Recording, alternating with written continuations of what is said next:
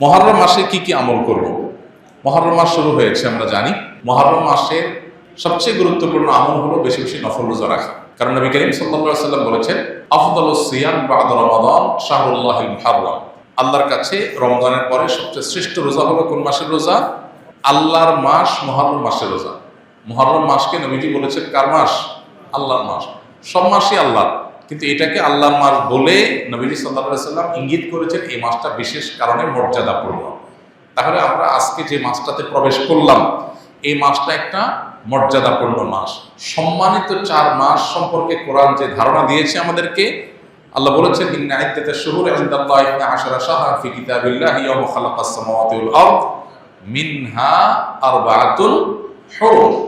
নবমণ্ডল ভূমণ্ডল সৃষ্টির দিন থেকেই বছরের গণনা হয় 12টা মাস দিয়ে। এর মধ্যে 4টা মাস হলো সম্মানিত।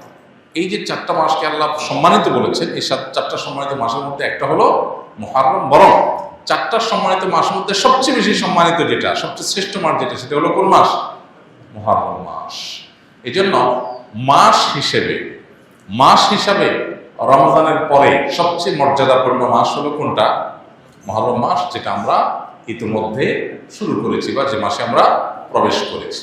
তো এই জন্য এটাকে আল্লাহর মাস বলা হয়েছে। এই মাসে বেশি বেশি নফল রোজা রাখতে হয়। নফল রোজা নিয়ে অবশ্য আরেকটা হাদিস আছে, এর সাথে বাহ্যিক দৃষ্টিকোণ থেকে কন্ট্রাডিক্টরি মনে হয়। সেটা হলো আমাদের আয়েশা রাদিয়াল্লাহু আনহা থেকে বর্ণিত, নবী সাল্লাল্লাহু আলাইহি ওয়াসাল্লাম এর ব্যাপারে তিনি বলেছেন, মা রাআইতু রাসূলুল্লাহ সাল্লাল্লাহু আলাইহি ওয়াসাল্লাম ইসতাকমালা সিয়ামা শাহরিন কাত্তু ইল্লা ফি রমাদান ওয়া মা রাআইতুহু আকসারা সিয়ামা মিনহু ফি শাবান। অর্থাৎ আমাদের আয়েশা বলেছেন রাদিয়াল্লাহু তাআলা আনহা যে আমি নবী করিম সাল্লাল্লাহু আলাইহি ওয়াসাল্লামকে পুরো মাস রোজা কমপ্লিট করতে দেখছি এক মাসে, শুধু ছিল রমজান মাস, যে পুরো 30 দিন রোজা রাখছেন। এটা শুধু দেখেছি কোথায়? রমজান মাস। আর রমজান মাস ছাড়া সবচেয়ে বেশি, মাসের বেশিরভাগ দিন রোজা রাখছেন দেখছি যে মাসে, সেটা হলো শাবান। তাহলে এই হাদিস থেকে বুঝে গেল শাবানে বেশি রোজা রাখতে হবে। আবার আমরা একটু আগে হাদিস শুনলাম, রমজানের পরে সবচেয়ে শ্রেষ্ঠ রোজা রাখার মাস হলো মুহররম মাস। নফল রোজার শ্রেষ্ঠ মাস মুহররম মাস, হাদিস থেকে বোঝা যায়। তাহলে রাসূল সাল্লাল্লাহু আলাইহি ওয়াসাল্লামের আমল একরকম, হাদিস আরেক রকম। এর সমন্বয়টা কোন জায়গায়, কিভাবে? উত্তর হলো যে মূলত মুহররম মাস এটা নফল রোজার জন্য সবচেয়ে সেরা মাস। এরপরে শাবানের মর্যাদা। নবী সাল্লাল্লাহু আলাইহি ওয়াসাল্লাম হাদিসটা বলেছেন, কিন্তু এটা আমল করার সুযোগ তিনি পান নাই। আল্লাহ তাকে দুনিয়া থেকে নিয়ে গেছেন।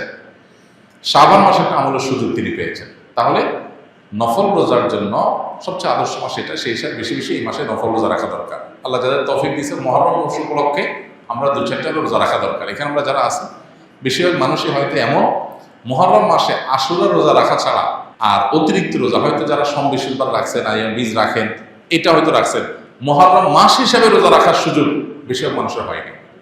তো এই হাদিসের উপর আমল করার জন্য হলেও আমরা মুহররম মাস উপলক্ষে একদিন রোজা রাখবো ইনশাআল্লাহ। এক। দ্বিতীয়ত, মুহররম মাসটা সম্মানিত 4 মাসের একটা। সম্মানিত 4 মাসের বিধিনিষেধগুলো এখানে চলে আসবে। সম্মানিত 4 মাসের যুদ্ধ বিগ্রহ করা নিষেধের সম্পর্কে আয়াত আছে, যদি অনেক আলেমদের মতে এটা মানসুখ হয়েছে। আবার সম্মানিত মাস হিসাবে আল্লাহ তাআলা বলেছেন, ফালা তাজলিমু ফিহিন্না আনফুসাকুম, এই মাসগুলোতে তোমরা নিজেদের প্রতি অবিচার করো না। পাপাচার থেকে বাঁচার জন্য এটা বিশেষভাবে যত্নশীল হতে হবে। ইবাদত বন্দেগীর রুটিন কাজগুলো বিশেষ আন্তরিকতার সাথে করতে হবে। এটা হলো মুহররম মাসের করণীয়। এছাড়া মুহররম মাসের মধ্যে আশুরার দিনটা আছে, সেই উপলক্ষে বিশেষ করণীয় আছে আশুরা রোজা রাখা, এবং আল্লাহ তাআলা শুকর আদায় করা মুসা আলাইহিস সালামের বিজয়ের কারণে 2টা রোজা রাখা সুন্নাত আশুরাকে কেন্দ্র করে। এ হলো মুহররম মাসের করণীয়। এর বাইরে মুহররম মাসকে কেন্দ্র করে অনেক করণীয় আমাদের সমাজে আছে, যেগুলো একটাও কোরআন বা হাদিস দ্বারা প্রমাণিত নয়। মুহররম মাস শুরু হলো, এ মাসের কি বিশেষ কোনো ফজিলত আছে? এ মাসের করণীয় বর্জনীয় সম্পর্কে জানাবেন। হিজরি নববর্ষ উদযাপনের শরীয়ত সম্মত পদ্ধতি কি? মুহররম মাসে আজকে প্রথম দিনটি গত হলো। 1447 হিজরি সালের প্রথম দিনটি আজকে গত হলো, এবং ইতিমধ্যে দ্বিতীয় তারিখ অর্থাৎ 2রা মুহররম শুরু হয়ে গেছে। তো এই মুহররম মাসটি বছরের হিজরি বর্ষের প্রথম মাস। এই মাসটির নানান তাৎপর্যপূর্ণ দিক আছে। সবচেয়ে গুরুত্বপূর্ণ তাৎপর্যের দিক হলো যে এটি সম্মানিত 4 মাসের একটি, এবং সম্মানিত 4 মাসের মধ্যে সবচেয়ে সম্মানিত মাস। বলতে পারি রমজানের পরে সবচেয়ে ফজিলতপূর্ণ মাস হলো এই মাসটি, সম্মানিত মাস, যে মাসকে নবী সাল্লাল্লাহু আলাইহি ওয়াসাল্লাম শাহরুল্লাহ বা আল্লাহর মাস বলে আখ্যায়িত করেছেন। যদিও সব মাসই আল্লাহর, কিন্তু এটির বিশেষ মর্যাদা এটা প্রমাণ করে আল্লাহর মাস বলাতে নবী সাল্লাল্লাহু আলাইহি ওয়াসাল্লামের পক্ষ থেকে। দ্বিতীয়ত হলো এই মাসের করণীয়। এ মাসে আমরা বেশি বেশি করে নফল রোজা রাখার চেষ্টা করব, কারণ নবী সাল্লাল্লাহু আলাইহি ওয়াসাল্লাম বলেছেন, আফদালুস সিয়ামি বা'দা রমাদান শাহরুল্লাহিল মুহাররম রমজানের পরে সবচেয়ে উত্তম রোজা হলো আল্লাহর মাস মুহররম মাসের রোজা। এই মাসে আশুরার দিন রয়েছে, অতএব আশুরার দিন উপলক্ষে বিশেষভাবে 2 দিন ব্যাপী রোজা রাখা, 9 এবং 10ই মুহররম অথবা 10 বা 11ই মুহররম, এই দুইটা দিন রোজা রাখা হলো সুন্নাহ। এবং সেই সাথে এই দিনে আল্লাহ রাব্বুল আলামিন পূর্বের বিভিন্ন জাতিকে আল্লাহ তাআলা তাদের তওবা কবুল করেছেন, অনেককে আল্লাহ তাআলা উদ্ধার করেছেন, যেমন নাকি মূসা আলাইহিস সালামের নেতৃত্বে বনী ইসরাঈলকে আল্লাহ তাআলা বিপদ থেকে উদ্ধার করেছেন। তো আরও অনেক ঘটনা এই দিনে ঘটেছে, সেই কারণে দিনটি নানা কারণে তাৎপর্যপূর্ণ, এই দিনটি রোজা রাখা। আর মুহররমকে কেন্দ্র করে নানা রকমের বিদআত এবং অপসংস্কৃতি চলমান আছে, সেগুলো থেকে আমাদেরকে বিরত থাকতে হবে, যেমন মাতম তাজিয়া মিছিল ইত্যাদি করা।